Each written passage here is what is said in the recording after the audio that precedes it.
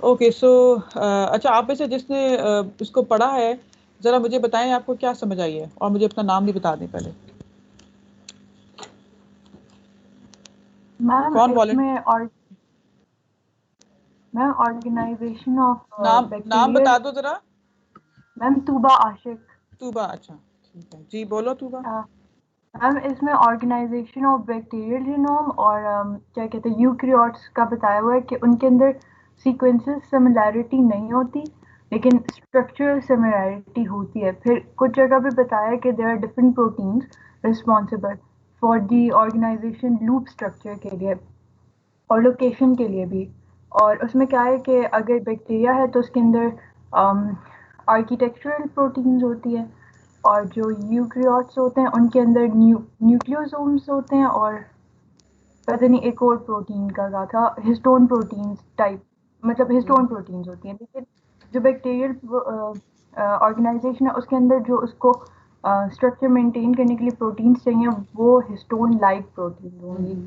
और फिर इसी तरह बताया था कि किस तरह से बैक्टीरिया की पता चली है कि लोकेशन क्या थी, तो उसके लिए उन्होंने डिफरेंट वो फ्लोरेसेंट टेक्निक्स यूज़ की थी उनकी लोकेशन पता करने के लिए कि कहाँ कहाँ क्रोमोसोम लोकेटेड है, जिसमें फिश था आई गेस और इस डिफरेंट टेक्निक। तो और एक हायरार्कियल जो आपने बताया था, हायरार्कियल ऑर्गेनाइजेशन होती है उसके बारे में पढ़ा था। और बस अभी तक इतना ही मैम याद है। अच्छा चलिए, थैंक यू तूबा। और कौन है जो मुझे बताना चाहेगा जिसने पढ़ा ये? और मैम इसमें से एक चीज मैं भी ऐड करना चाहूंगा। जी जी मैम, इसमें यहाँ पर ये भी डिस्कस किया गया कि मैम आवाज आ रही है आपको मेरी? आपकी आवाज आ रही है नायाब, आप म्यूट कर लो प्लीज। हाँ ठीक है, बोलो ये साया। क्योंकि मैम मुझे वो रिपीट हो रही है आवाज में, इसलिए मुझे लग रहा था शायद नहीं आवाज आ रही है आपको। हाँ बोले बोले आप। जी मैम, इसमें मैं ये पॉइंट ऐड करना चाहता था जिस तरह तूबा ने कहा है उसमें कि यहाँ पर लिखा हुआ है कि जो जीन्स मैम HNS यानी histone like nucleoid promoting genes या न्यूक्लियोइड स्ट्रक्चरिंग जीन्स, जो जीन्स उनके साथ अटैच होंगे वो जीन्स कम ट्रांसक्राइब होंगे, और वो जीन जो है वो उनकी ट्रांसलेशन भी कम होगी। ऑब्वियसली ट्रांसक्राइब कम होंगे तो मैसेंजर आरएनए कम बनेगा।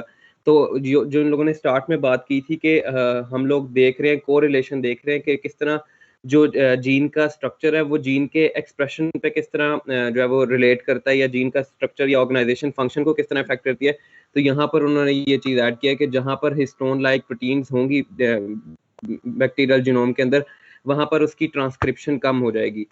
इसके अलावा यहाँ पर एक और इन्होंने बात की थी कि जहाँ पर फॉर एग्जांपल लूप्स बनेंगे वहाँ पर भी जो फॉर एग्जांपल जो स्ट्रेटन स्ट्रक्चर होंगे वो ज़्यादा हाईली ट्रांसक्राइब्ड होंगे, और जो जहाँ लूप्स बनेगी या ऑपरॉन्स होंगे डीएनए के अंदर, न्यूक्लियोइड के अंदर ही इनसाइड न्यूक्लियोइड, वो भी साइलेंसिंग उनकी ज़्यादा होगी as compared to the straight ones. और पहले ये चीज़ मुझे थोड़ी सी क्लियर करनी थी कि ये वो लूप ट्रांसक्राइब होने के लिए या तो स्ट्रेट होंगे देन जो है वो ट्रांसक्राइब करेंगे, या लूप की फॉर्म में ही ट्रांसक्राइब कर सकते हैं। ये चीज़ मुझे बस समझ नहीं आई। बाकी ये चीज़ मुझे लगा था कि ये चीज़ हो रही है। और मैम इसमें एक और भी बात कही थी कि जो प्रोकैरियोट्स हैं उनके अंदर CIDs होते हैं, और जो यूकैरियोट्स हैं उनके अंदर TADs होते हैं।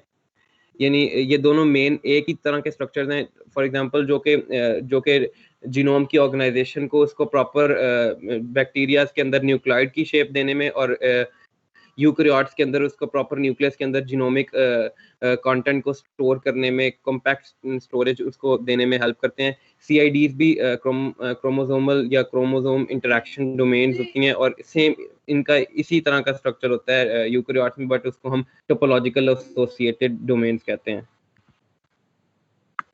अच्छा जी, गुड। यस आया, आपने पेपर पढ़ा है और अपने अच्छा जो आप लूप्स वाली बात कर रहे हैं ना कि जब वो लूप की फॉर्म में होता है तो एक्सप्रेस होगा। एक्सप्रेस होने के लिए डेफिनेटली प्रोटीन्स जो है ना जो बाइंड कर रही हैं जीनोम को वो नहीं होनी चाहिए। वो जो रीजन जहाँ पे जीन ने ट्रांसक्राइब होना है that should be free of histones और हिस्टोन लाइक प्रोटीन्स, ठीक है। तो वो जी हम मैम। इसको भी देखेंगे भी अभी। चलो थैंक यू। और ओके कोई मैम। है जो ऐड करना चाहे? मैम मैम एक हमने लीनियर इसमें एक लीनियर कोरिलेशन के बारे में बताया था, अब वो मैं देखती हूँ क्या था, लेकिन उसका एक दफ़ा समझा दें।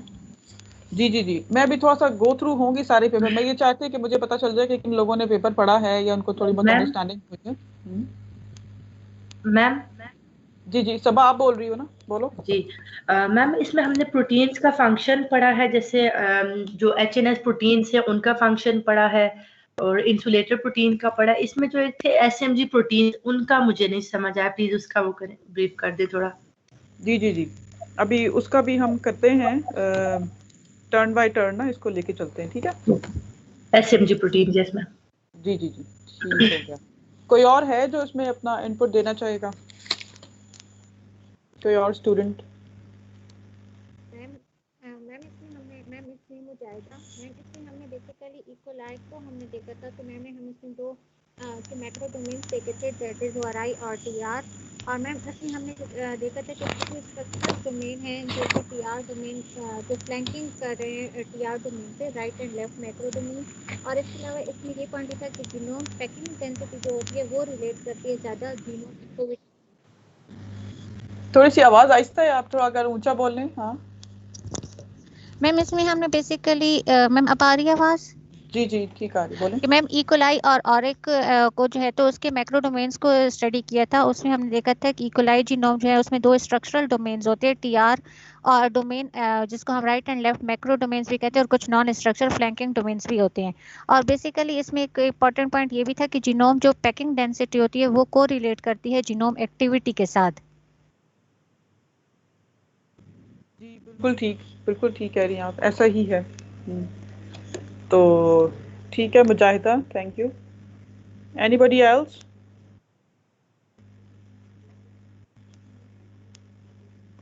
Yes ma'am, my name is Sara Mubeen. जी सारा। और इसमें ये बताया था जी मैम कि जो जब रेप्लिकेशन होती है तो उसकी जो स्टार्टिंग पॉइंट जिसको हम ORI कहते हैं, ORI, और जो टर्मिनेशन पॉइंट है वो एज सच इस तरह रैंडमली डिस्ट्रीब्यूट नहीं होता पूरे जीनोम में, उसकी लोकेशन स्पेसिफिक होती है, और ये जो स्पेसिफिसिटी है ये भी जीनोम ऑर्गेनाइजेशन में इम्पोर्टेंट होती है। हाँ जी बिल्कुल, यही बात है कि जीनोम पैकिंग जो है ना that matters a lot actually, ठीक है। तो कोई और रह गया जो मुझे बताना चाहेगा? मैम इट्स अरूज। हमने इसमें ये इन दोनों के कंपैरिजन में ये पढ़ा था कि अगर हम न्यूक्लियोसोम के लेवल पे जाते हैं, फर्स्ट में आपने कल ये बात बताई थी कि यूकैरियोट्स के न्यूक्लियोसोम पे लेवल पे जाते हैं तो इनमें इतना हमें सिमिलैरिटीज़ नहीं मिलती, लेकिन दूसरी तरफ इसमें ये भी लिखा हुआ है कि जो लूप्स होते हैं वो डिपेंड करते हैं जीनोम की एक्टिविटी पे। हाँ तो जी। अगर हम न्यूक्लियोसोम को कंपेयर नहीं करते और दूसरा लूप्स को देखते हैं तो फिर तो लूप्स भी तो न्यूक्लियोसोम और जीनोम एक्टिविटी पे ही नहीं डिपेंड कर रहे, फिर तो कंपैरिजन बनता ही नहीं है। नहीं, इसमें ऐसा है, असल में जो लूप कह रहे हैं ना जिसको, ये वो शॉर्ट लूप है जिसमें कि कोई एक सिंगल जीन हो सकता है, ठीक है। हम जब न्यूक्लियोसोम की बात करते हैं तो पूरा जो यूकैरियोटिक जो जीनोम है वो ज़ाहिर है न्यूक्लियोसोम की फॉर्म में ही उसकी आप कह सकते हैं कि बेसिक वो यूनिट्स बनती है ना, न्यूक्लियोसोमल उसकी बेसिक एक वो बनता है, लेवल बनता है। तो प्रोकैरियोट्स में चूंकि एग्जैक्टली न्यूक्लियोसोम की तरह तो नहीं है क्योंकि हिस्टोन प्रोटीन्स नहीं है, लेकिन but they do have some sort of loops, some sort of coiling, ठीक है ना। तो अब लेकिन जब जिस जीन ने ट्रांसक्राइब होना होगा वो जीन जो है वो शॉर्ट लूप का पार्ट होगा और वो लूप फिर ओपन अप होगा और फिर उसमें ट्रांसक्रिप्शन का प्रोसेस होगा ना, ठीक है। ठीक है। तो जी, तो चलिए इसको हम देख लेते हैं पेपर जो जहाँ पे हमने कल स्टॉप किया था। We actually completed the introduction part and then we had to start the state of the art actually, right?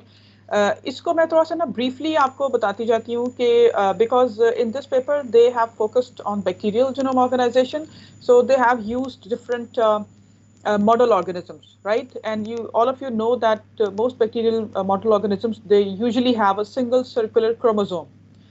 And bacterial chromosomes have been primarily studied in different model organisms, for example, Bacillus subtilis, E. coli, and Caulobacter crescentus. And in the whole paper, they have mainly focused on these model organisms. Otherwise, they have told us कि कोई और microorganism है जिस पे इन्होंने ये research की और इनकी ये findings थी. ठीक हो गया? The problem with bacteria is that bacteria have a cell cycle with a very short duration, actually, right? Order of tens of minutes. So as a consequence, genome folding and transcription are intimately coupled with genome replication. Okay, this is very important for you people to understand it. कि आपको सोचे कि अगर 10 minutes में या 20 minutes में bacterial genome पूरे ने रेप्लिकेट होना है तो ऑब्वियसली उसके साथ ट्रांसक्रिप्शन का प्रोसेस, ट्रांसलेशन का प्रोसेस भी जो है वो उसमें होना है. तो ट्रांसक्रिप्शन का प्रोसेस और साथ साथ ट्रांसलेशन और फिर replication, these three processes are intimately coupled in case of bacteria. ठीक है, लेकिन यूकैरियोट्स के केस में ऐसा नहीं है. आप जस्ट रिकॉल करें यूकैरियोटिक जो सेल साइकिल हमने स्टडी किया था कि डीएनए सिंथेसिस या replication that was taking place in S phase, right? And S phase was definitely a separate and distinctive phase in case of eukaryotes. But because of very short time duration and incapability of our instrumentation, we are not able to actually exactly separate these processes in case of bacteria. So they are intimately coupled with each other. ठीक है?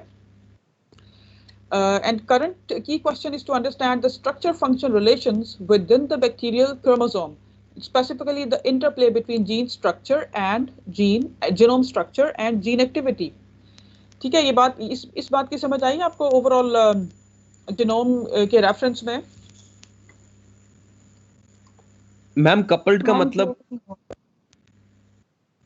देखिए मैंने कहा था recording आपने नहीं करनी, recording please कोई ना करे. ठीक है, मैंने आपको पहले ही कहा है कि आप लोग डायरेक्टली जो है वो एक्टिवली पार्टिसिपेट करें और रिकॉर्डिंग की कोई ऐसा जरूरत नहीं है. मैम ये पॉइंट दोबारा बता दें.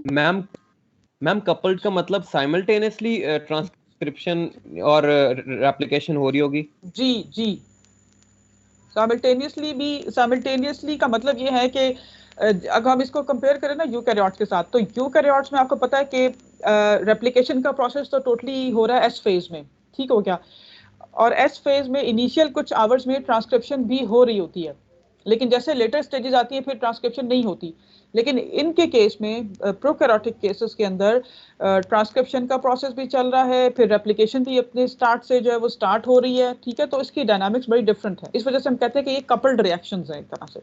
ठीक है, कि एक प्रोसेस भी हो रहा है तो साथ साथ दूसरा भी चल रहा है उसके ऊपर. अभी हम इसको और पेपर में देखेंगे और आगे ज़्यादा क्लैरिटी आ जाएगी. ठीक है, तो ये एक प्रॉब्लम है. और फिर स्पीड का प्रॉब्लम है. हमारे पास जितनी भी माइक्रोस्कोप्स हैं या हम लाइव सेल इमेजिंग की साइड पे जो जाते हैं, हम अभी तक उसको व्यू नहीं कर पा रहे और फिर सेपरेट नहीं कर पा रहे हैं प्रोकैरियोट्स के केस में, क्योंकि टाइम का प्रॉब्लम बहुत बड़ा प्रॉब्लम है. अच्छा, अब उसके बाद इम्पॉर्टेंट चीज़ ये है कि जो जितनी स्टडीज़ अभी तक हुई हैं ये देखने के लिए कि जीनोम का स्ट्रक्चर और जीन की जो एक्टिविटी है, ये जीनोम की जो एक्टिविटी है वो इंटरलिंक्ड किस तरह से हैं. क्योंकि आप देखें कि लीनियर सीक्वेंसेस तो बहुत सारे जीनोम के हो चुके हैं, जीनोम सीक्वेंसेस तो बहुत सारे हो चुके हैं ना, लेकिन वो तो आपको लीनियर स्ट्रक्चर बताते हैं ना कि अच्छा ये जनाब ये पूरा सीक्वेंस है इसका. लेकिन 3 dimensional arrangement of any genome in any organism, ठीक है, वो एक काफ़ी डॉन्टिंग किस्म का टास्क है. हम जिसमें ये देखना चाहते हैं कि 3 डायमेंशनली कोई भी जीनोम के 2 रीजन्स जो हैं वो आपस में क्लोज हैं या दूर हैं या वो इंटरेक्शन कर रहे हैं या नहीं कर रहे हैं. ठीक हो गया? So in this paper they have described the first systematic studies of bacterial chromosome structure aimed at defining the positioning of genomic loci within the cell. ठीक है, तो जो शुरू की स्टडीज थी उनका एम ये था कि हम किसी तरह से 3D जो इसका आर्किटेक्चर है जीनोमिक लोसाई को हम उनकी पोजीशन किसी तरह से हम पता चला सकें. ठीक है, so basically they used 2 approaches. ठीक है, और वो दो अप्रोचेस हैं. First one is fish. ठीक है, आप में से शायद लोगों ने सुना हो fluorescent in situ hybridisation technique थी, और दूसरी टेक्निक है जो कि फ्रॉस्ट कहते हैं, जिसको फ्लोरेसेंट रिप्रेसर ऑपरेटर सिस्टम. अच्छा, फिश जो है that is comparatively simple technique, जिसमें आप क्या करते हैं कि लेबल्ड प्रोब्स जो है वो यूज करते हैं, फ्लोरेसेंटली लेबल्ड, और उसके बाद आप ये देखते हैं कि जो फ्लोरेसेंटली लेबल्ड प्रोब्स हैं ये जीनोम में कहाँ कहाँ पे बाइंड करती हैं, और जब वो बाइंड करती हैं तो फिर फ्लोरेसेंस कहाँ कहाँ पर आपको नजर आती है। तो जहाँ पे फ्लोरेसेंस जीनोम में नजर आएगी, क्योंकि वो अब डिटेक्शन होती है, डिटेक्शन वो करते हैं इमेजिंग से, तो फिर पता लगता है कि जीनोम का वो रीजन या दोनों कोई भी दो से रीजन जिसको आप देखना चाह रहे हैं, whether they are interacting with each other और नॉट। ठीक है, फिश का है, फिश की में कोई क्वेश्चन तो नहीं है? No ma'am. क्योंकि एक्चुअली इसकी हम डिटेल में तो नहीं जाएंगे, आपको इन जनरल यहाँ पे अंडरस्टैंड करना है। आपके प्रेजेंटेशन टॉपिक में से एक होगा जिसमें हम टेक्निक्स को कवर कर लेंगे, ठीक है, तो उसमें आप थोड़ा डिटेल में देख सकोगे कि फिश ये बाकी टेक्निक्स होती कैसे। तो यहाँ पे आप ये समझ लें कि कोई से भी दो जीनोम के जो लोसाई हैं जिन्हें आप देखना चाहते हैं कि ईदर दे आर क्लोज और फार, अगर आपको उनका सीक्वेंस पता है तो आप उनके लिए प्रोब्स डिजाइन कर लेते हैं, वो फ्लोरेसेंटली लेबल्ड प्रोब्स होती हैं। तो जब वो आप उनको सेल में इंट्रोड्यूस कराते हैं तो वो जीनोम पे टारगेट पे जाके बाइंड करती हैं। फिर आप जब इमेजिंग करते हैं तो फिर पता चलता है कि अच्छा येलो कलर तो इधर नजर आ रहा है, तो ब्लू कलर जो आपको बहुत दूर है, या फिर दे आर क्लोज। ठीक है, तो उससे आपको जो है वो आइडिया हो सकता है कि ये जो रीजन है जीनोम के ये 3 डायमेंशन में क्लोज हैं या फार हैं। ठीक हो गया। एंड सेकेंड जो टेक्निक है that is FROS, fluorescent repressor operator systems. ठीक है, इसमें क्या होता है कि आप क्लोनिंग करते हैं, ठीक है, और आप क्या करते हैं कि जो लैकोपेरॉन है उसका एक इंड्यूसर होता है। ठीक है, इंड्यूसर प्रोटीन को जब जीएफपी ग्रीन फ्लोरेसेंट प्रोटीन के साथ अटैच करें, फ्यूज करते हैं, तो आप ये सिस्टम जो है इसको रिकम्बिनेंट सेल या ट्रांसजेनिक सेल्स के अंदर ट्रांसफॉर्म करते हैं, और उसके बाद फिर आप ये देखते हैं कि जो लैक ऑपरेटर जो कि जीनोम में साइट्स होती हैं, ठीक है, जो इकोलाई का जीनोम है इसमें काफ़ी सारी साइट्स होती हैं जहाँ पे जो है ना ये लैक इंड्यूसर बाइंड करता है जाके। तो जब ये आपको पता है कि ग्रीन कलर जीनोम में जहां जहां पे बाइंड करेगा, इसका मतलब है कि लैक इंड्यूसर वहां पे जाके बाइंड कर गया है। तो आपको ये पता चलेगा कि जो लैक इंड्यूसर है, जो लैक ऑपरेटर है, वो जीनोम में कहां कहां पर है। ठीक है, तो वो लिविंग सेल्स के अंदर फिर आप उसको देख सकते हैं। उससे आपको आइडिया हो जाता है कि अच्छा ठीक है, ये वाले जीन्स जो हैं ये क्लोज हैं या फिर दूर हैं, या इंटरेक्शंस कर रहे हैं या नहीं कर रहे। ठीक हो गया। तो ये जो सेकंड सिस्टम है फ्रॉस, ये रिकम्बिनेंट बनाते हैं, ट्रांसजेनिक बनाते हैं जो बैक्टीरिया हैं उनको। ठीक है, ट्रांसफॉर्मेशन के बाद आप ये जनरेट करते हैं और फिर नजर आता है आपको। So actually these studies have revealed that regions proximal to जी मैम ये फ्रॉस आप कर लें, दोबारा एक्सप्लेन कर देंगे अब ब्रीफली? ये बताएं कि समझ क्या नहीं आया इसमें। मैम इसमें ये नहीं समझ आया कि इसको हम फ्रॉस में हम जो फ्लोरेसेंट करते हैं वो किसको लैकोपेरॉन्स को कर रहे होते हैं या फिर लैक इंड्यूसर्स को? देखिए लैकोपेरॉन पूरा एक सिस्टम है ना, जिसके अंदर आपके पास प्रमोटर रीजन भी होगा, ऑपरेटर रीजन भी होगा, फिर जीन्स के भी सीक्वेंसेस होंगे। ठीक हो गया। अब ये है कि जो इंड्यूसर प्रोटीन होती है वो जाके अपने टारगेट रीजन पे, जीनोम पे जो ऑपरेटर रीजन है उस पर बाइंड कर जाती है। तो हमने जो इसमें इसका इंड्यूसर जो प्रोटीन है ना उसको ग्रीन फ्लोरेसेंट प्रोटीन के साथ फ्यूज किया हुआ है, हमने रिकम्बिनेंट प्रोटीन बनाई हुई है। ठीक है, जो कि लैक आई जो रिकम्बिनेंट है जो कि फ्यूज हुई हुई है जीएफपी के साथ।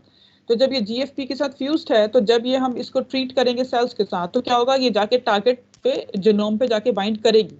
इसका मतलब ये होगा कि हमें पता चल जाएगा जहाँ पे ग्रीन कलर आ रहा होगा, हम सेल की इमेजिंग करेंगे बाद में, तो पता चलेगा कि अच्छा ये रीजन्स हैं जहाँ पे हमारी टारगेट प्रोटीन ने बाइंड किया। इसका मतलब है कि फिर वो रीजन्स क्या क्लोज हैं या फार हैं, वो फिर पूरी उसकी मैपिंग की जाती है जीनोम की ना, फिर पता चलता है कि अच्छा ये क्लोज और फार। ठीक है। Excuse me ma'am. जी मैम ये जो एक्सोजीनियस लोसाई है इसका क्या मतलब होगा? मतलब एंडोजीनियस तो हम पढ़ते हैं ना कि जो जीन है जिसकी हम रेगुलेशन चेक कर रहे होते हैं उसे एक सेट ऑफ जीन्स के आगे हम रखवाते हैं और उसी की रेगुलेटरी प्रोटीन्स उसकी ट्रांसक्रिप्शन को देखते हैं हम उसकी ना, तो एक्सोजीनियस लोसाई में क्या होगा फिर? इसमें यह है एक्सोजीनियस ये है कि हमने जो लैक ऑपरेटर की साइट्स है ना वो जीनोम में इंट्रोड्यूस करा दी हैं। ठीक हो गया। तो अब हम ये वो साइट्स हमने इंट्रोड्यूस करा दी हैं, तो हमारी जो लैक आई जो है जब वो उनके साथ इंटरेक्शन करेगी या बाइंड करेगी तो हमें ग्रीन कलर वहाँ भी नजर आएगा, और उसके अलावा जहाँ जहाँ पे जीनोम में साइट्स होंगी ना लैक ऑपरेटर की, ठीक है, वहां भी जाके ये बाइंड करेगा तो पता चल जाएगा कि ये इसकी लोकेशन थी और इसके राइट या लेफ्ट पे या क्लोज एंड फार और कौन से जीन्स हैं जिनसे ये इंटरेक्शन कर रही है। ठीक है, तो अब हम एक्सोजीनियसली एक्सटर्नली इंट्रोड्यूस करते हैं। आपने बैक्टीरिया के जीनोम को मॉडिफाई किया, ठीक है, आपने एक उसके अंदर ना फ्रेगमेंट इंट्रोड्यूस करा दिया, लाइगेट करा दिया, ठीक है, ट्रांसफॉर्म किया, ट्रांसफॉर्मेशन के जरिए करते हैं ना ये सारे काम, क्लोनिंग करते हैं। मैम एंडोजीनियस में ऐसे नहीं होता।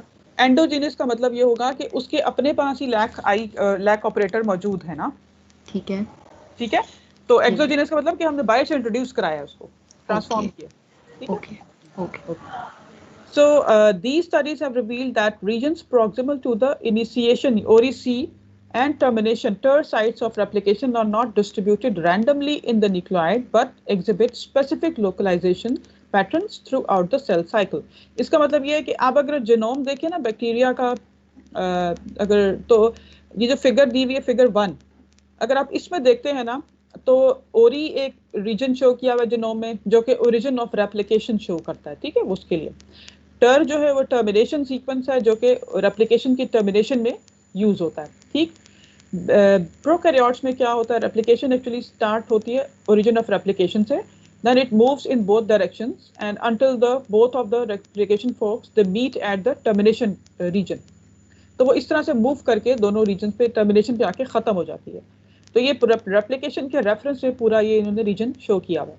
अब ये बता रहे हैं कि जो ओरिजिन ऑफ रेप्लिकेशन है उसके राइट साइड पे भी और लेफ्ट साइड पे भी डेफिनेटली एडिशनल रीजन्स हैं और फिर टर्मिनेशन रीजन। तो इन एक्सपेरिमेंट से इनको ये पता चला कि जो रीजन्स है वो रैंडमली डिस्ट्रीब्यूटेड नहीं है, ठीक है, बल्कि they have a very specific location, very specific localisation patterns, ठीक है, throughout the cell cycle. So visualizing the location of up to about 100 defined genomic loci relative to ORI-C reveals a linear relationship between genomic and physical location, indicating a linear order। इसका मतलब है कि जैसे आप linear एक sequence बनाते हैं तो वही linearity इनको physical map के अंदर भी नजर आई उस तरह से। जब ये जीनोम उन्होंने देखा कि इनसाइड जो बैक्टीरिया है उसके अंदर ये कैसे लोकेट किया हुआ है, ठीक है, तो वो linear ordering नजर आई उसके अंदर। So the reproducible positioning of genomic loci at specific subcellular positions in individual cells and their linear organization appear as fundamental features of chromatin organization in bacteria। ठीक है, तो वो उनको उस तरह से linearity इसके अंदर नजर आई। अच्छा, उसके बाद बता रहे हैं कि इकोलाई में ओरी-सी और टर जो है ना ये 2 distinct structural domains हैं। जी मैम ये पॉइंट जरा दोबारा से क्लियर कर दें, लीनियर ऑर्डरिंग वाला। देखें यहाँ पे कह रहे हैं कि जब आप 100 डिफाइंड जीनोमिक लोसाई इन्होंने देखे, ठीक है, यानी इन्होंने कोई टारगेट सिलेक्ट कर लिया जीनोम का और 100 जो थे जीनोम उनके अंदर ये देखने की कोशिश की कि क्या उनमें एग्जैक्टली यही पोजीशन बनती है कि नहीं बनती। ठीक हो गया, तो फिर जब उनको उस पर्टिकुलर टारगेट की उन 100 के 100 जीनोमिक लोसाई के अंदर सेम मिली उसकी जो पोजीशन थी, तो उससे उनको पता लग गया कि ये एक लीनियर इसके अंदर एग्जिस्ट कर रही है, लीनियरिटी है। अगर वो किसी और जगह पे शिफ्ट कर जाते जो इन्होंने टारगेट रीजन देखा था तो इसका मतलब ये था कि शायद वो उसमें लीनियर नहीं है उसका ऑर्डर जो है। ठीक है, तो ये पॉइंट है उसमें। अच्छा, अब नेक्स्ट तो ये बता रहे हैं कि जो टर रीजन है और फिर जो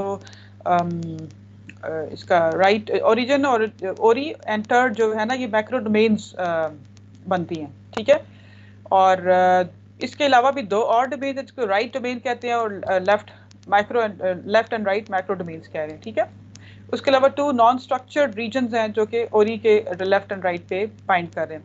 सो the ter domain stretches along the length of the cell to connect the 2 chromosomal arms with an estimated packing density of 1/10 compared to the rest of the genome. So genome packing density may correlate with genome activity.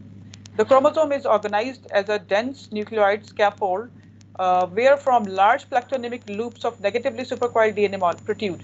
ये हमने जो पिछला जो presentation देखी है ना उसके अंदर भी अगर आपने देखा हो, जिसे मैंने शो किया था कि बैक्टीरिया के जो है वो ब्लैक वो था डार्क कलर के जो लाइंस थी वो उसका जीनोम था, फिर उससे मैसेंजर आरएनए निकल रहा था, फिर उसकी ट्रांसक्रिप्शन और ट्रांसलेशन हो रही थी ना।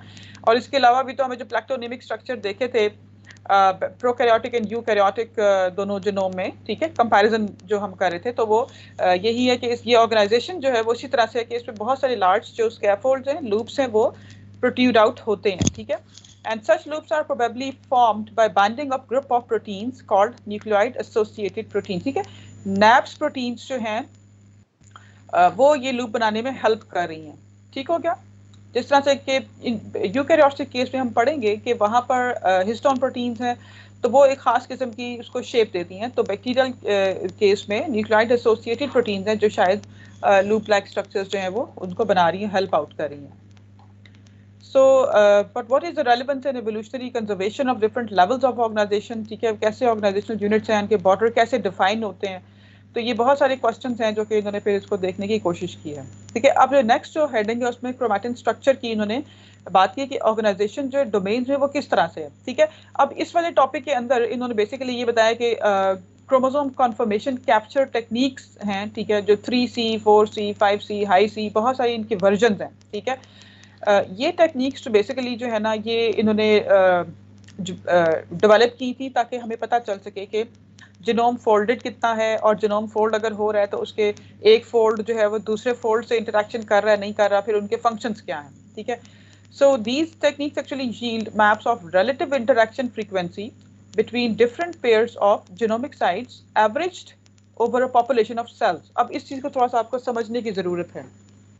किसी को समझ आई भी ये बात? कोई मुझे इसको समझाना चाहेगा कि इस बात का मतलब क्या बनता है? मैम अगर जीनोम पैकिंग बहुत ज़्यादा होगी तो उससे जीनोम एक्टिविटी कम होगी, क्योंकि ट्रांसक्रिप्शन और ट्रांसलेशन जो होगी वो नहीं हो सकेगा, क्योंकि जीनोम बहुत पैक्ड है प्रोटीन से मेरे ख्याल से। पार्टली आपने ठीक बताया, लेकिन मैं तो इस पर्टिकुलरली इस पॉइंट की उसमें कह रही हूँ ना कि ये जो पॉइंट है कि जो these techniques yield maps of relative interaction frequency between different pairs of genomic sites averaged over a population of sales.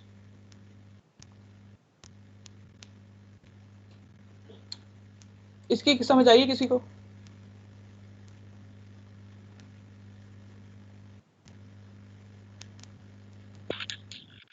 No ma'am. अच्छा, एक ये चीज पहले तो ये देख लें। अच्छा, पहले ये अंडरस्टैंड कर लें कि आप कोई भी टेक्निक जब यूज करते हैं ना, तो उसमें आप कोशिश ये करते हैं कि जो सेल टाइप्स है ना वो एक जैसे सेल लिए जाएं, ठीक हो क्या, यानी सिंक्रोनाइज किस्म के सेल्स हों और वो स्ट्रेस में ना हो, और उनका ओवरऑल जो है ना आप कहते हैं कि न्यूट्रिशन लेवल सब कुछ ठीक हो। तो जब आप उन सेल्स की पॉपुलेशन लेते हैं और आपने कोई पर्टिकुलर जो है ना वो टारगेट सेट किए हुए जीनोम में, मैं ये कहती हूँ कि भाई मुझे ओरिजिन ऑफ रेप्लिकेशन के लेफ्ट एंड राइट बॉर्डर के इंटरेक्शंस को चेक करना है, ठीक है। तो उसके लिए मैं क्या करूँगी, मैं डिफरेंट टेक्निक्स तो यूज़ कर रही हूँ, 3C है 4C है, तो वो टेक्निक्स क्या करती हैं बेसिकली, जो 3 डायमेंशन में जीनोम में अरेंजमेंट है ना कि एक लूप इधर है एक उधर है और ये आपस में इंटरेक्शन कैसे करें, तो आपको जीनोम को उसी स्टेज पे फ्रीज करना होता है, ठीक है। फ्रीज करने का मतलब ये है कि आप डीएनए को क्रॉस लिंकिंग कर देते हैं, और जो डिफरेंट लूप्स हैं वो आपस में फिर वहीं पे एक तरह से स्टॉप कर जाती हैं। तो वो आपके पास एक कहना चाहिए कि जीनोम की ऐसी जो है ना आप उसको फिर स्टडी कर सकते हैं। जब आपके पास जीनोम इस फॉर्मेल्डिहाइड से नॉर्मली ट्रीट करते हैं सेल्स को, ठीक है, कुछ टाइम के लिए, और उसके बाद जीनोम है वो क्रॉस लिंक हो जाता है। फिर आप उसको रिस्ट्रिक्शन आइसोलेट करते हैं, रिस्ट्रिक्शन एंजाइम से ट्रीट करते हैं। तो क्या होता है कि जो रीजन प्रोटीन फ्री होते हैं जीनोम में, उनकी तो डाइजेशन हो जाती है, लेकिन जहाँ जहाँ प्रोटीन्स बाइंड की होती हैं वहाँ पे डाइजेशन नहीं होती। फिर आप उन फ्रेगमेंट्स को जेल पे रन करते हैं, फिर उनकी सीक्वेंसिंग कराते हैं, और फिर उसके बाद चेक करने की कोशिश करते हैं कि अब जो 2 रीजन्स थे वो आपस में क्लोज थे कि नहीं थे, ठीक है। तो ये बेसिकली इस किस्म के सारे स्टेप्स जो हैं इन टेक्निक्स के अंदर देखे जाते हैं, ठीक है। तो इसको फिर हम जब 10 सेल्स में करते हैं, 50 में, 100, काफ़ी सारे सेल्स की पॉपुलेशन में यही एक्सपेरिमेंट रिपीट करते हैं, ठीक है, और उसकी फिर हम एवरेज ले लेते हैं। तो इससे पता चलता है कि कोई भी 2 रीजन्स जो हैं जीनोम में वो आपस में क्लोज हैं या फार हैं या इंटरेक्शन करते हैं कि नहीं करते, ठीक हो गया। So the techniques rely on chemical cross-linking digestion, like religation of digested fragments, followed by identification of the hybrid DNA molecule. So a large-scale variant Hi-C has been used to produce genome-wide contact matrices in several organisms. And these matrices, structurally interpreted by modeling approaches, provide insight in global and local features of genome structure. अच्छा, high सी को हम थोड़ा सा detail में उस वक्त भी देखेंगे जब हम यूकैरियोटिक सिस्टम को देख रहे होंगे, क्योंकि यूकैरियोट में बहुत सारे सेल्स के इन्होंने हाई सी मैप्स जो है वो जनरेट किए हुए, ठीक है। तो अभी आपके लिए थोड़ा सा अंडरस्टैंड करना ये जरूरी है कि ये बेसिक कौन से स्टेप्स होते हैं, और उसके बाद फिर जो कंप्यूटर सॉफ्टवेयर हैं वो पूरा इनको मैप बना के देते हैं कि कोई रीजन जीनोम में जो है वो आपस में कहाँ पे कैसे कैसे इंटरेक्शन कर रहा है। ठीक हो गया। सो अमंग बैक्टीरियल स्पीशीज एक्चुअली करता क्या है, वो क्रॉस लिंक बनाता है। देखिए, क्रॉस लिंकिंग तो पहला स्टेप होता है ना, उसके बाद नेक्स्ट ये होता है कि जब जीनोम के फ्रेगमेंट्स होते हैं ना, ठीक है, तो उनको जब जो उनकी टारगेट प्रोटीन्स बाइंड की होती हैं, तो फिर हम ये देखते हैं कि कौन सा जो जीनोम की जो रीजन है वो क्लोज थे, क्योंकि जब वो लूप की शक्ल में बने होंगे, आपने इनको उसी स्टेज पे ही आपने इनको डाइजेस्ट कर दिया, तो फिर आप जब उसको जेल पे रन करेंगे, उसको सीक्वेंसिंग कराएंगे उसके बाद में, तो फिर पता लगेगा अच्छा ये वाला रीजन था और उसके ही क्लोज प्रॉक्सिमिटी में कोई दूसरा था, तो उनके इंटरेक्शन इस तरह से स्टडी होते हैं, ठीक है। यानी आपको ये पता ना कि अब इतना बड़ा जीनोम है, वो 3 डायमेंशनली अरेंज्ड है, लेकिन एक जो उसका रीजन है वो लीनियर क्रोमोसोम में तो बहुत ही दूर था, लेकिन लूप की शक्ल में बहुत करीब आ गया। ठीक हो गया। तो आपको उसी स्टेज पे उसी उसके आर्किटेक्चर में आपने उसको देखना है। तो उसका अभी तक जो इनको नजर आई है वो तो यही तरीके हैं, इन तरीकों को यूज करते हुए ही वो फिर स्टडी कर सकते हैं इसको, ठीक है। Okay, so among bacterial species currently hi C contact maps are available, ठीक है, इन ऑर्गेनिज्म के लिए अवेलेबल हैं, और in C crescentus, Bacillus subtilis and other bacteria, genome-wide contact maps, several tens of chromosomal interaction domains have been identified. अब यहाँ पे chromosomal interaction domains जो है वो उन्होंने identify की, ठीक है। ये हैं क्या, CIDs क्या होते हैं? They are highly self-interacting genomic regions, and these regions vary in size from about 20 to 400 kb kilobase pair, and they are analogous to so-called topologically associated domains in eukaryotic genomes, ठीक है। So ये CIDs जो हैं chromosomal interaction domains, ठीक है, ये आपस में इनकी काफी स्ट्रॉन्ग इंटरैक्शंस होती हैं। इसका मतलब है कि इनके अंदर जो जीन्स होते होंगे वो आपस में एक दूसरे को हेल्प आउट कर रहे होते होंगे, ठीक है, रेगुलेशन के हवाले से। सो अगर आप इनको देखें फिगर में, अगर आप आ जाते हैं तो आप आराम से इस पूरे सिस्टम को समझ सकते हैं कि जैसे zoom in and zoom out approach करें ना, आप अगर ऊपर से देखें जूम आउट करके जीनोम को, तो आपको लार्ज मैक्रो डोमेन्स नजर आएंगी जो कि लार्जर साइज की हैं। आप फर्दर उनको जूम इन करें तो क्रोमोसोमल इंटरैक्शन डोमेन जो कि 30 to 500 किलो बेस पेयर्स पे होती हैं, उनको आप फिर कहते हैं CIDs हैं, ये जीनोम के अंदर ही। उसके बाद फर्दर आप जूम इन करें तो आप इंडिविजुअल जीन के लेवल पर पहुंच जाते हैं, जहां पे आपको पता लगता है कि अच्छा जी ये जीन है तो ये इसका ये साइलेंस्ड है या ये एक्टिव है, ठीक है। तो ये 3 बेसिक लेवल्स पे आप उसको अंडरस्टैंड कर सकते हैं। अच्छा, फिर उन्होंने थोड़ी सी डिटेल बताई है कि कौन से जो है बैक्टीरिया के अंदर थोड़ी एक्सेप्शंस भी हैं, ठीक है, जीनोम छोटा है इस वजह से इसके कॉन्टैक्ट मैप में जिस तरह की वेरिएशंस आती हैं, लेकिन ये कि whereas regions of high internal interaction are identified, the relatively low resolution of these maps does not permit identification of CIDs। अच्छा, अब इसमें ये होता है कि आप जो इनके मैप्स जनरेट करते हैं ना, उन मैप्स, शुक्र, जब आप ये जनरेट कर लेते हैं मैप्स, तो फिर आप एक टाइम पे आप ये देखते हैं कि अगर आप लार्जर स्केल पे जीनोम को देख रहे हैं तो डिफरेंट रीजन्स आपस में कैसे इंटरेक्शन कर रहे हैं, उसका पता लगता है। लेकिन फिर ये कि उसी मैप से आपको बहुत ही डिटेल नहीं पता लग सकता कि अच्छा जो छोटे लेवल पर अगर जीन्स हैं तो वो कैसे इंटरेक्शन कर रहे होंगे, ठीक है। सो the regions of high interaction frequency might correspond to the macro domains discussed above.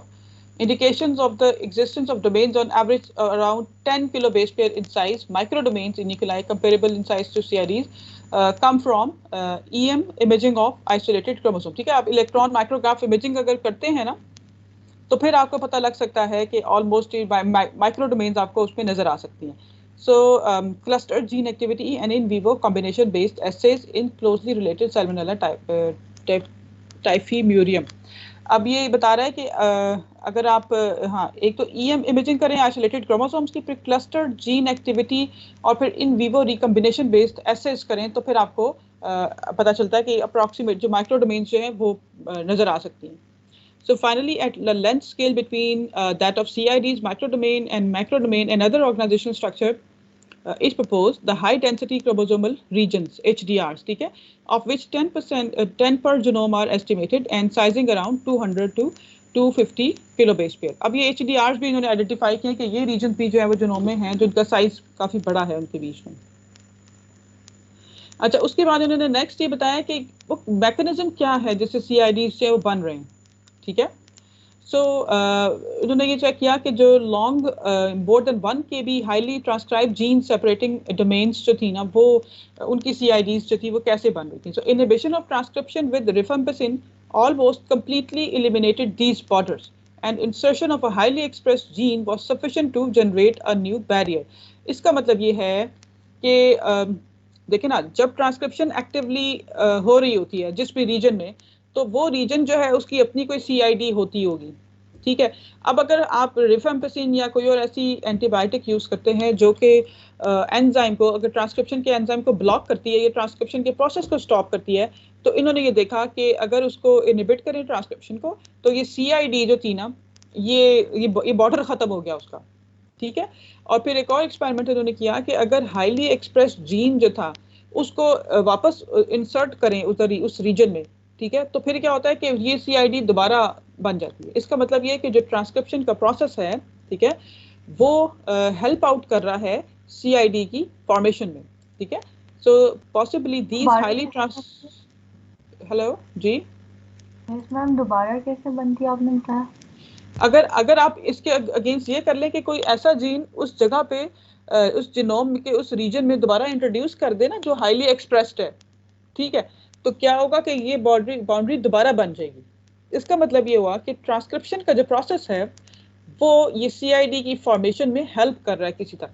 ठीक है, possibly these highly transcribed genes cluster into transcription factories. इसका मतलब ये भी हो सकता है and imposing an organization of intervening sequences in looped domain.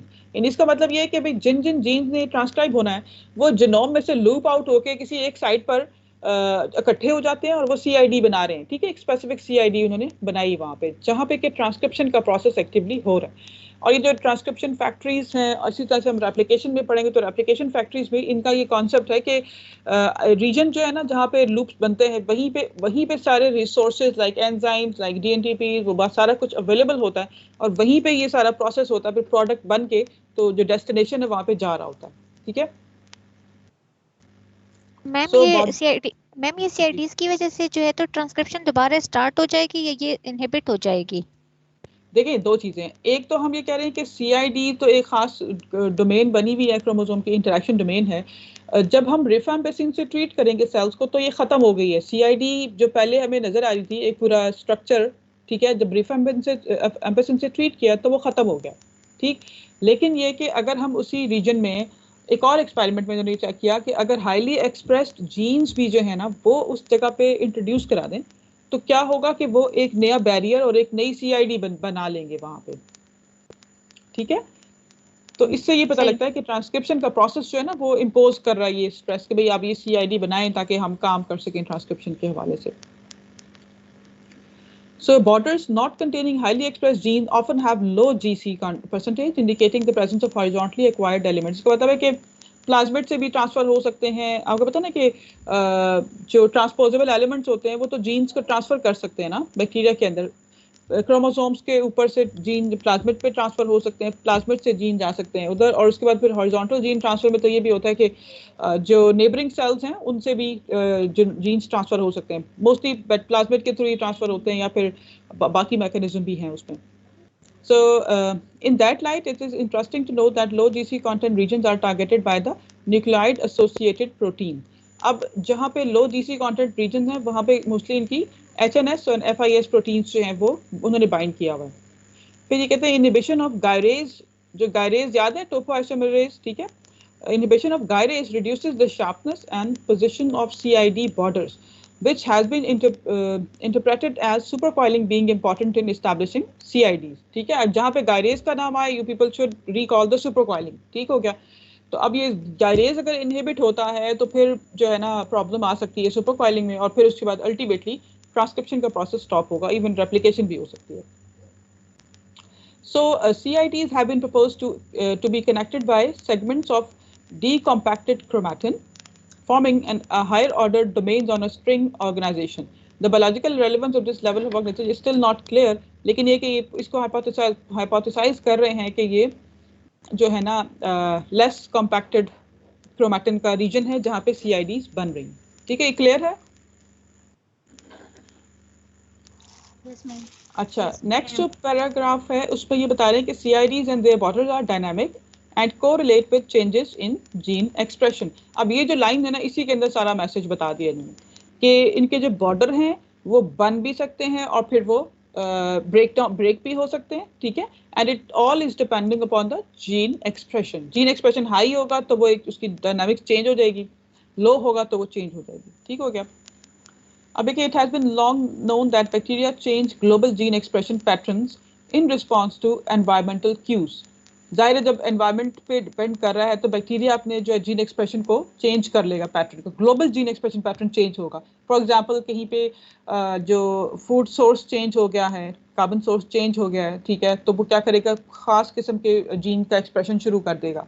या फिर कोई अगर एंटीबायोटिक उसको आगे तो क्या करेगा, एंटीबायोटिक को किल करने की कोशिश करेगा, उसको इनएक्टिवेट करने की कोशिश कर देगा, तो खास किस्म के जीन एक्सप्रेशन इंक्रीज करेगा वहाँ पे. ठीक है.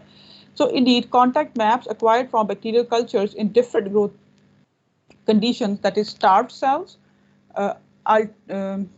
versus exponentially growing cells, exhibit clear alteration in CID boundary positioning. जी, इसका क्या मतलब है?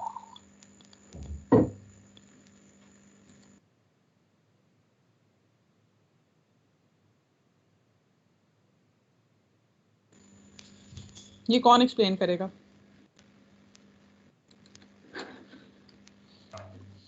मैम, इसमें ये एक्सप्लेन किया हुआ है कि जो सेल्स हैं जो जिनमें ग्रोथ कंपेयर किया गया था, जो सेल जो हैं ग्रो कर रहे हैं और जो सेल जो हैं स्टार्व कर रहे हैं, उनमें जो है CID बाउंड्री जो है उसकी पोजीशन में जो है ना क्लियर उसमें चेंज था दोनों में. ठीक है, और इसका मतलब क्या हुआ कि बैक्टीरिया का जो ग्लोबल वो पैटर्न है वो एनवायरनमेंट, हाँ, वो एनवायरनमेंट पे डिपेंड कर रहा है और वो चेंज हो रहा है. ओके. और currently there is not sufficient data to correlate the changes occurring in global genome folding at CID level or higher and changes in the expression of specific genes and operons in response to altered condition. अब ये कि वो इसकी बात कर रहे हैं कि हमें ग्लोबल लेवल पे तो पता है कि किसी खास CID में तो ये चेंज हो रहा है, लेकिन उस CID में एक सिंगल जीन नहीं होगा ना, मल्टीपल होंगे. फिर प्रोकैरियोट्स में तो ऑपरॉन सिस्टम है, तो अब पर्टिकुलर ऑपरॉन के लेवल पे जाके हमें इंफॉर्मेशन अभी तक इतनी ज़्यादा नहीं मिली इसके अंदर. ठीक है. ओके. अब उसके बाद structure function relations of bacterial genome है कि ये स्ट्रक्चर फंक्शन जो रिलेशनशिप है वो किस तरह से है इसके अंदर. तो correlations linking genome structure to gene activity, ठीक है, have been established by combining information from chromosome conformation capture, chromosome immunoprecipitation, chip data of DNA binding proteins and gene expression profiles. अब आपको ये पता है कि अगर आपने ये देखना कि कोई खास प्रोटीन जो है, जैसे ट्रांसक्रिप्शन की प्रोटीन्स हैं, वो जो है बाइंड की हुई हैं DNA के ऊपर, तो आप उनके अगेंस्ट एंटीबॉडीज जनरेट करके तो चिप जो टेक्निक है उसके ज़रिए से चेक कर सकते हैं कि कहाँ पे जीनोम में वो प्रोटीन बाइंड की हुई है. ठीक है. तो उस तरह से फिर ये जब आपके पास इंफॉर्मेशन आती है तो फिर आपको पता चलता है कि अच्छा ये जीनोम के रीजन्स जो हैं ये जीन एक्टिविटी शो कर रहे हैं. So in eukaryotes, insulated proteins are bound at domain boundaries and have been shown to be involved in boundary formation. तो eukaryotes में तो insulators हैं जो कि boundary बनाते हैं. There is no direct evidence for involvement of specific architectural protein in CID boundary formation in bacteria. But for microdomains in E. coli, which might be the same as CID, the involvement of nucleoid-associated protein, FIS and SNH, HNS have been suggested. ठीक है, ये दो proteins हैं जो कि शायद बना सकती हैं बाउंड्री या इंसुलेशन वाला काम कर सकती हैं. So there is very limited information on the structure-function relation, but more is known about the effect of DNA binding of NAbs on gene expression. So genes bound by NS are generally expressed at low levels or silenced completely. इसका मतलब है कि जिसे कहते हैं ना silencers होते हैं या insulators, वही वाले proteins होती हैं जो कि जीन को stop कर देती हैं, active नहीं रखते, ठीक है? So such an effect on gene expression is not seen for binding of FIS, which primarily exerts effect on transcription indirectly by regulating the expression of other transcription factors. So high protein occupancy, including other DNA binding proteins in addition to NAbs, along the genome is also associated with gene silencing. अब again ये वही बात है कि आप अगर eukaryotic system में देखते हैं वहाँ पर भी आपके पास जिनोम जो साइलेंट है वो बहुत टाइटली पैक्ड है और बहुत सारी प्रोटीन ने उसको बाइंड किया हुआ है, लेकिन जो एक्सप्रेस हो रहा है जहाँ पे जो जीन एक्सप्रेशन जहाँ चल रहा है वहाँ पे वो नेकेड एरियाज हैं जिनोम में, वहाँ पे हिस्टोन्स भी कम होंगी, न्यूक्लियोसोम भी नहीं होंगे और वहाँ पर आपके पास बाकी प्रोटीन पे नहीं होगी, ठीक है, एक्सपोज्ड होंगे वो रीजन्स। मैम ये जो बाउंड्री की बात कर रहे हैं किस तरह से आप समझाएं? आप ये पिक्चर देखें ना, दोबारा मैं शो करती हूँ, ये देखें, अगर आप ये जो फिगर 1 है जिसमें लास्ट वाली फिगर देखते हैं ना, तो ये जो येलो कलर का शो हो रहा है, ठीक है, ये कोई ऐसी प्रोटीन है जिसने बाउंड्री बना दी ना, अब लूप को साइड पे कर दिया वो, ठीक है। अब ये कि जिस प्रोटीन ने बाउंड्री बना दी है इसने इन जीन को साइलेंस कर दिया हुआ है। अगर कोई एनवायरमेंटल फैक्टर आता है तो उससे क्या होता है कि ये प्रोटीन हट भी सकती है और ये लूप ओपन होके तो ट्रांसक्रिप्शन हो सकती है, लेकिन अगर ट्रांसक्रिप्शन नहीं होती तो क्या होगा कि ये जो प्रोटीन येलो जो शो की हुई ये इसको बाइंड किए रखेगी और ये लूप फॉर्मेशन और यहाँ पे चांस है कि फंक्शन नहीं हो रहा, ठीक है, ट्रांसक्रिप्शन नहीं होगी, लेकिन ये कि इंटर कन्वर्टेबल है, ठीक है ना, अगर ये हटेगी तो बाउंड्री ओपन हो जाएगी और फंक्शन साइलेंस जीन एक स्पेसिफिक किसी पोजीशन पे उसको स्टॉप करने के लिए लगाई जाएंगी। जी जी, ये होगा कि फॉर एग्जांपल आपको किसी जीन का एक्सप्रेशन नहीं चाहिए ना, आप उसको बस बाउंड्री उसकी क्या कहते हैं प्रोटीन उसको बाइंड करा के उसको साइड पे कर दें, ओके मैम, ठीक है, हाँ, तो वो it's kind of same thing कि वो फिर साइड पे रहे और एक्सप्रेस वाले जीन्स एक्सप्रेस होते रहे, ठीक है, ओके मैम। अच्छा मैम ये पेपर भी हमने पूरा पढ़ना है या इसमें आप बता दें हम कहाँ तक पढ़ें? ये तो पेपर है ही छोटा सा, आप तो नेक्स्ट पेज तो लास्ट है इसका। ओके हाँ देखें ना, इसके अंदर तो बहुत हार्डली 3 पेजेस हैं शायद, तो हमने तो ख़त्म कर लिए इसको, 2 पेजेस हम तो ऑलमोस्ट क्लोज हैं इसको। अगर आप ये देखते हैं ना कि कुछ कोई बोल रहा है? यस मैम वो ना मेरी बस है, टर्मिनल के लिए निकलना है तो क्लास लीव करनी होगी। अच्छा चले जाओ। ओके मैम, ओके अल्लाह हाफिज़। हेलो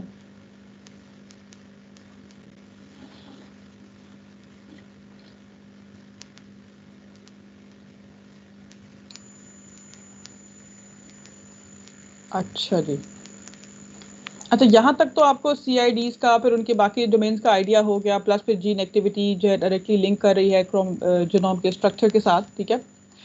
अब नेक्स्ट जो पैराग्राफ्स हैं उसके अंदर यहाँ पे वो और इश्यूज और प्रॉब्लम्स बता रहे हैं कि हम किन चीज़ों की वजह से जो है ना हमारी अच्छी अंडरस्टैंडिंग नहीं बन पा रही अभी तक के DNA बाइंडिंग ऑफ NAbs और जीन एक्सप्रेशन जो है ना, हमें कोई बहुत इन्फॉर्मेशन दे दे कि जीनोम का structure understanding genome structure driven regulation of gene activity, ठीक है, कि जीनोम का स्ट्रक्चर अगर ऐसा है तो क्या जीन एक्टिविटी होगी और अगर चेंज होता है तो क्या फ़र्क पड़ेगा जीन एक्टिविटी के ऊपर, हमें बहुत अच्छी अंडरस्टैंडिंग जो है वो नहीं है, ठीक है। तो अभी कह रहे हैं कि to understand how local genome organisation at the level of genes and operons affects functional biological outcome.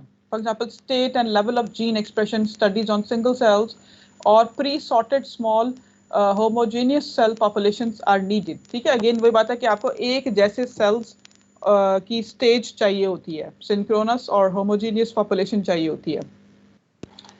For instance, chromosome conformation capture studies of genome organization involve ensemble averaging over the genomic conformation of all cells in a sample, and this is a particularly important limitation for using this technique in bacteria with short cell cycles or which are hard to synchronize. हालांकि bacterial cell के अंदर ये जो eukaryotic cell है उनमें synchronisation की जा सकती है कि आप किसी सेल खास सेल पॉपुलेशन को एक खास फेज में स्टॉप कर लें, ठीक है।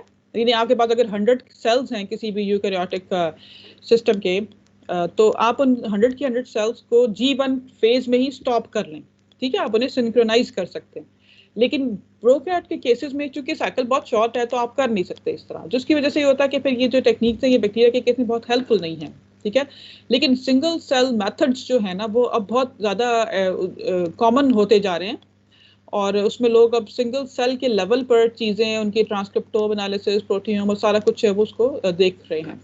So the benefit of single cell methods is that it can, in contrast to yielding average characteristics of the population of cells analyzed, they reveal intercellular variants within the population, allowing identification of differently behaving subpopulations of cell. And the solution to avoid ensemble averaging in high C is to use single cells as shown for eukaryotes, ठीक है। अगर हम single cells को ही isolate कर सकते हैं और उसके बाद उनके सारे study कर सकते हैं, तो फिर हम मल्टीपल सिंगल सेल अलग अलग लेके और उनको स्टडी करके तो फिर एक एवरेज ले सकते हैं कि अच्छा भाई इस पे ये मिला कॉन्टैक्ट मैप्स, उसमें ये मिला, फिर उनको आप कंपैरिजन कर सकते हैं। फिर ये बता रहे कि 3C techniques cannot be used to straightforwardly determine changes in genome conformation occurring at short time scale, such as regulatory switches in response to environmental cues due to limited time resolution. To quantify dynamic changes in chromatin structure at the scale of genes and operons on the order of 1 to 10 kilobase basis, a different approach is required, ठीक है। Currently क्या हो रहा है, high resolution imaging of sets of in vivo fluorescently tagged loci encompassing the genomic region of interest in living cells, जैसे कि Frost जो आपने पढ़ी है ना पिछले पार्ट में, फ्रॉस्ट जो है वो बेस्ट सूटेड है जिससे भी ये आंसर मिल सकता है कि हम सिंगल सेल के लेवल पर या ओपरॉन के लेवल पर हम ये चेक कर सकते हैं कि वो जीन एक्टिव है कि नहीं है, ठीक है। And performing time course experiments on these single cells or molecules allows for characterization of the true dynamics of genome organization and gene activity regulation, ठीक है। अगर हम सिंगल सेल के लेवल पर देखें तो हमें और अच्छा पता चल सकता है। So positioning of loci relative to each other and cellular landmarks can be determined in real time to reveal changes occurring upon varying growth condition. अब growth condition change करके भी देख सकते हैं कि अब activities कैसे change हो रही हैं और फिर genome कैसे अपना architecture change कर रहा है। अब यहाँ पर इन्होंने फ्रॉस्ट ही टेक्निक को यूज करके जो है बताया कि a positive correlation was established between loop formation due to repressor binding and gene activity, ठीक है। simultaneous positive auto regulation and silencing of a major lytic promoter, को एक खास आप ले लेते हैं प्रोटीन जो कि एक टारगेट प्रोमोटर को बाइंड कर सकती है, उससे आप ये चेक कर सकते हैं कि अब जो है ना लूप फॉर्मेशन हुई है, रिप्रेसर बाइंड कर जाएगा तो लूप फॉर्म हो जाएगा जैसे पिक्चर में शो किया हुआ, ठीक है। And this kind of approach can be extended to studies correlating local genome organization to gene activity, ठीक है। उसके अलावा फिर उन्होंने मजीद भी बताई हुई है। अच्छा ये तो उसका लास्ट पेज है जो कि ऑलमोस्ट पेपर को फिनिश कर रहा है। आप लोग इसमें ऐसा करें कि जो रिमेनिंग पार्ट है ना एडिशनल ट्रैकिंग ऑफ लोसाई, इसको आप लोगों ने खुद पढ़ना है क्योंकि ये ऑलमोस्ट हाफ एक पेज है जिसमें कि लेटेस्ट क्या आप मजीद कर सकते हैं इसमें और किस तरह से और अच्छे मेथड यूज करके तो स्टडी कर सकते हैं, ठीक है। ओके तो जो रिमेनिंग पार्ट है ना इसको खुद पढ़ लें और इसमें कोई प्रॉब्लम्स आएंगे तो मुझे फिर आप लोगों ने बताने हैं, ठीक है।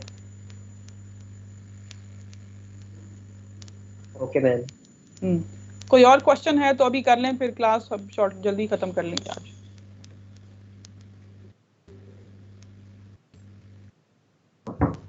No ma'am, no question.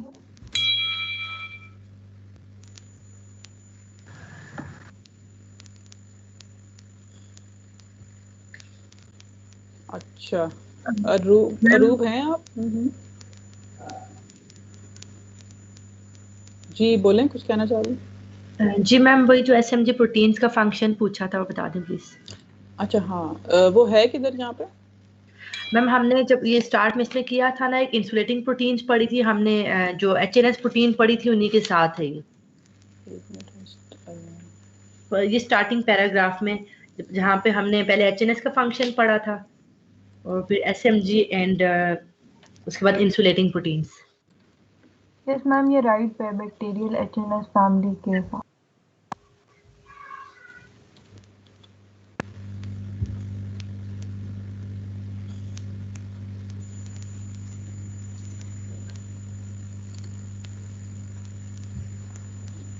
Ma'am right पे जो पैरा है। एक मिनट में।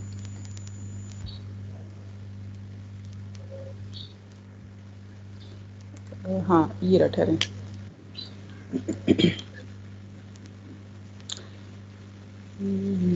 Several types of conserved structural features are the bacterial, SNF family, protein, SMC, अच्छा ये होता है कि जो स्मॉल मेंटेनेंस क्रोमोसोम प्रोटीन्स कहते हैं इनको ना, तो ये प्रोटीन स्पेसिफिक होती हैं जो कि क्रोमोसोम के ऊपर बाइंड करती हैं, ठीक है, और उसकी वजह से बाइंडिंग की वजह से क्रोमोसोम का स्ट्रक्चर जो है वो फिर पर्टिकुलर शेप होता है उस तरह से। तो इस chromosome small maintenance chromosome binding proteins. हाँ, मैं जो क्रोमोसोम का स्ट्रक्चर है उसको मेंटेन करती हैं। जी जी। मैम ये सिर्फ बैक्टीरिया में होती है ना? नहीं नहीं नहीं, ये तो मैमल्स के अंदर भी है।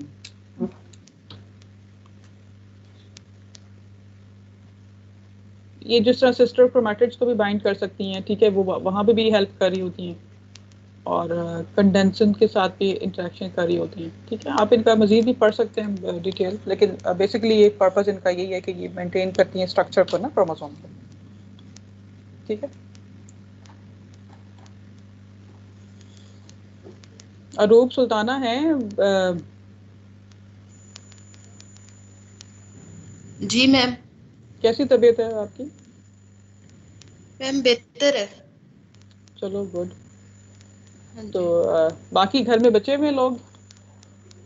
बच्चे हुए तो हैं, असल में बाकियों का टेस्ट नहीं करवाया, तो सिर्फ मैंने ही टेस्ट करवाया था। तो वैसे साइन सिम्टम्स नहीं है उनके, और मैं आइसोलेटेड भी हूँ। तो ये है कि थोड़ी मुश्किल ये हो रही है कि मैं आइसोलेटेड हूँ और बच्चे और हस्बैंड सारा खुद ही देख रहे हैं, और बच्चों के पेपर्स वगैरह हो रहे हैं। ओह, फाइनल एग्जाम्स हो रहे हैं। जी। हाँ ये जरा टफ है। हाँ, बस ये वाला थोड़ा हो रहा है, और बाकी जी। मैम पूछना ये था कि जो हम रिफेम्पिसिन से जब ट्रीट करते हैं सेल को, तो उसका जो सीआईडीज होती है उनकी बाउंड्रीज लॉस्ट हो जाती है, जिसकी वजह से इनहिबिटिंग हो जाती है, ट्रांसक्रिप्शन इनहिबिट हो जाती है, ऐसे ही है मैम? ऐसे ही मैम। ये भी हम फिर ये जो डायग्राम ये जो भी सामने है अभी हम इसमें देख रहे थे, जब बाउंड्री हम बना देते हैं तो उसकी वजह से वो सेल एक्सप्रेस नहीं होता। जीन पर्टिकुलर कोई पर्टिकुलर देखें, असल में तो फिगर 1 की बात कर रहे हैं। Yes ma'am. असल में फिगर 1 जो है ना आप जी मैम, इसमें जो लास्ट में एक वो बाउंड्री बना दी है ना आपने। जी जी जी। अच्छा आप सिर्फ इसको पहले इसका वो देख लें कि टाइटल क्या है फिगर का ना। The bacterial genome is organised at different length scales, ठीक है। मैसेज आपको ये मिल रहा है कि जो जीनोम है वो ऑर्गेनाइज है डिफरेंट लेंथ स्केल्स के ऊपर। At the smallest length scale it has been hypothesised that genome folding is directly affected by environmental signals which are translated into a transcriptional response। यानी environmental factor आ गया कोई, for example किसी gene को stop करना है तो क्या होगा कि वो फिर जो प्रोटीन है वो एक लूप लाइक स्ट्रक्चर बना के उस रीजन को इंसुलेट कर देगी ना, कि वहाँ पे ट्रांसक्रिप्शन ना हो सके, ठीक है। ये तो सबसे छोटा लेवल है। 1 to 10 किलो बेस पेयर का रीजन इस तरह के लूप्स जो है वो जीनोम में बना रहा है या बना सकता है। इससे लार्जर वाला जो देखते हो तो वो क्रोमोसोमल इंटरेक्शन डोमेन आती है, जो 30 to 500 किलो बेस पे रीजन्स हैं, बड़े बड़े रीजन्स ना। आप देखो कि हाईली ट्रांसक्राइब जीन्स हैं वो बाहर निकले हैं बड़ी बड़ी लूप्स बना के, ठीक है। और उससे बड़े लेवल पे देखो तो फिर मैक्रो डोमेन्स आ जाती है, जैसे कि ओरी है, right border, left border, termination domains वगैरह, ठीक हो क्या। अच्छा, अब आपका क्वेश्चन ये है कि जो CIDs की बाउंड्रीज हैं वो कैसे हो जाती हैं जब हम इसको रिफेम्पिसिन से ट्रीट करते हैं, तो ठीक है। एक तो चीज ये है, हाँ एक तो चीज ये है कि ये पहले देखना चाह रहे थे कि CIDs बनने की वजह क्या है। क्रोमोसोम इंटरेक्शन डोमेन्स बड़ी बड़ी बन जाती हैं, ठीक है, वो कैसे बन जाती हैं। तो इसमें इन्होंने ये देखा कि जब ट्रांसक्रिप्शन का प्रोसेस इनहिबिट होता है अगर रिफेम्पिसिन से, ठीक है, उसकी वजह से क्या हुआ कि जो पूरी डोमेन एक बनी हुई थी वो खत्म हो गई, ठीक हो गया, वो बॉर्डर उसका खत्म हो गया ना। लेकिन अगर आप इसका मतलब ये हुआ कि जब ट्रांसक्रिप्शन के प्रोसेस की वजह से, यानी अगर आप फिगर 1 में दोबारा आ जाओ और आप ये देखो कि जो एक काफी बड़ी जो CID इन्होंने शो की है बाहर जो निकल रही है इतनी बड़ी, ठीक है। इसका मतलब ये है कि जब ट्रांसक्रिप्शन खत्म हो जाएगी तो ये लूप लाइक स्ट्रक्चर वापस जीनोम में ही जाके सेट हो जाएगा कहीं, क्योंकि वहां पे ट्रांसक्रिप्शन नहीं होनी है। ठीक हो गया? ये बात समझ आई है कि नहीं? Yes sir.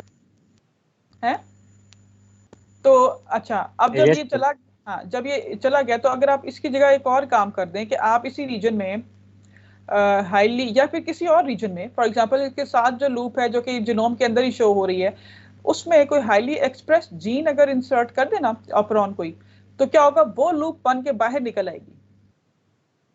ठीक हो गया?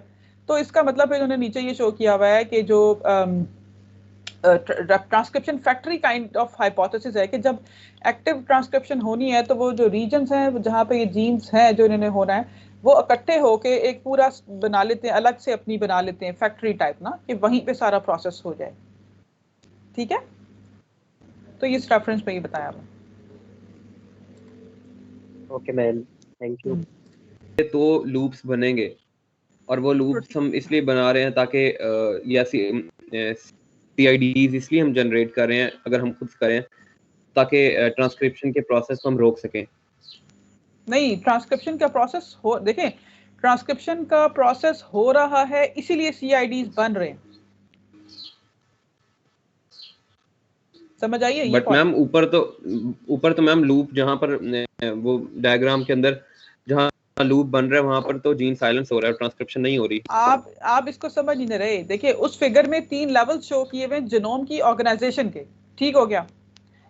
और हम बात कर रहे हैं CID की फॉर्मेशन की। तो अगर आप ये देखते हैं कि फिगर को देखना है तो फिगर से दोनों मैसेजेस आपको समझ आ सकते हैं। जो सबसे आखिर में साइलेंस जीन का शो हो रहा है ना, वो एक सिंपल ये शो हो रहा है कि प्रोटीन्स ने उसको इंसुलेट कर दिया उस रीजन को, तो वो एक सिंगल जीन की बेस पे बात हो रही है। CID में सिंगल जीन नहीं हो सकता, CID में मल्टीपल जीन्स होंगे। वो एक लार्ज डोमेन है ना। आप अगर उसके जीनोम के लेवल्स देखें, ठीक है, आप कंफ्यूज मुझे लगता है इस चीज में हो रहे हैं कि आप जीनोम के लेवल नहीं देख रहे। जीनोम के लेवल देखें 30 to 500 KB, इतने बड़े बड़े रीजन में कई जीनोम्स, कई जीन्स होंगे जो कि एक्टिवली होंगे, ट्रांसक्राइब हो रहे होंगे। ठीक है? लेकिन उसी CID के अंदर कहीं और जीनोम में अगर आप देखें कोई और क्रोमोसोम इंटरेक्शन डोमेन अगर बनी हुई है तो वो उसमें जो साइलेंस जीन है ना, वो छोटे से लूप बना के कोई प्रोटीन बाइंड हुई हुई है और वो अलग उसमें ट्रांसक्रिप्शन नहीं हो रही। लेकिन अगेन एक चीज जहन में रखें कि CID फॉर्मेशन भी डायनामिक है। हम ये पढ़ चुके हैं। इसका मतलब है कि CID formation can change according to the environment. ठीक है? According to the need of the cell बन भी सकती है और खत्म भी हो सकती है। इसी तरह से जो जीन साइलेंस्ड हैं वो एक्टिव भी हो सकते हैं, वो साइलेंस भी हो सकते हैं, definitely depending upon the need of the cell. ठीक है? क्लियर हो गया ये साया? यस मैम, यानी CIDs को हम मतलब अगर होंगे तो ट्रांसक्रिप्शन होगी।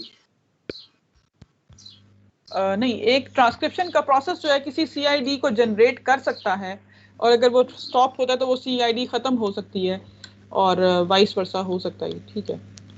यस मैम, ठीक है।